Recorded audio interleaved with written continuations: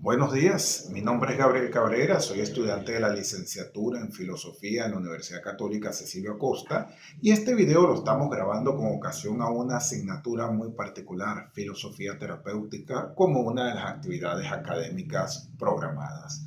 El propósito es comentar brevemente una conferencia de Anthony de Melo titulada Redescubrir la vida. ¿Cuáles son las principales ideas del autor expresadas en esta conferencia? Bueno, hay muchas cosas realmente importantes. Él parte de una idea bien interesante y es que, y hasta graciosa de alguna forma, por no decir tragicómica, y es que la vida es un enredo y nosotros no queremos salir del enredo. Dice que de alguna manera tenemos ideas equivocadas, que estamos de alguna forma programados, vamos a decirlo así, con una serie de ideas equivocadas, ¿no? Frente a esta circunstancia de Melo, toma para sí, vamos a decirlo de alguna manera, la antigua tesis budista, que tiene ya pues más de 2000 años de antigüedad, que dice que de alguna manera el mundo está lleno de sufrimiento, que la raíz de ese sufrimiento es el deseo entendido como apego para De Melo, esto es muy importante, como apego a las cosas, apego a las personas, apego a las emociones, a los sentimientos. Y ciertamente que la supresión de ese sufrimiento puede lograrse con la eliminación del deseo, con la eliminación del apego. Ese es el planteamiento que hace De Melo. Ahora bien, de Melo sostiene que los seres humanos, más que ser felices realmente, queremos una felicidad, entre comillas, pero a través de estímulos y emociones. Esto es muy importante y de cierta manera es muy real, ¿no? Pero para De Melo la felicidad es básicamente el abandono de la ilusión producida por el deseo y en consecuencia el abandono del deseo.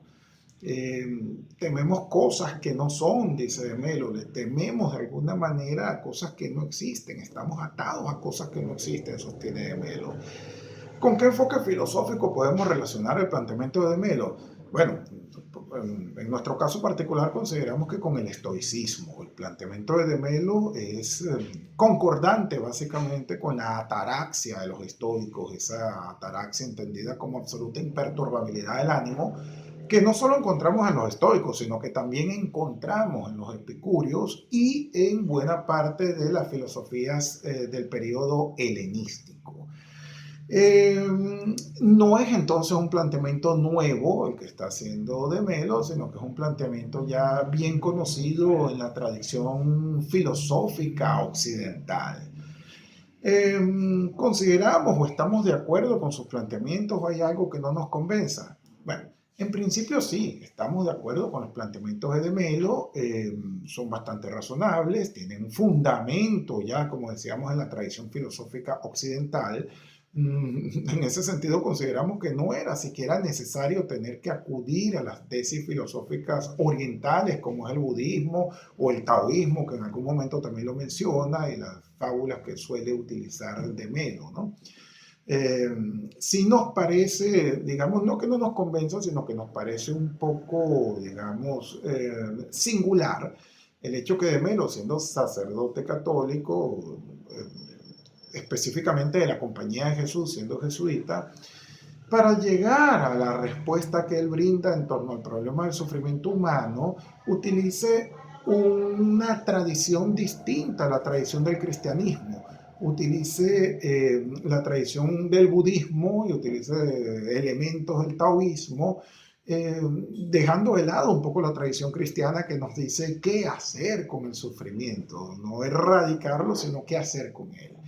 Es entonces interesante este planteamiento de Melo, siendo, insisto, sacerdote católico, y quizás por eso se comprende un poco el hecho que después de haber fallecido, la Congregación para la Doctrina de la Fe haya condenado algunas de esas tesis como contrarias al cristianismo.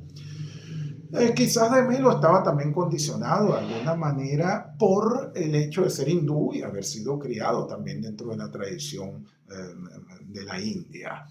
Entonces, ese es el punto que de alguna manera nos ha causado un poquito de, digamos, de sorpresa.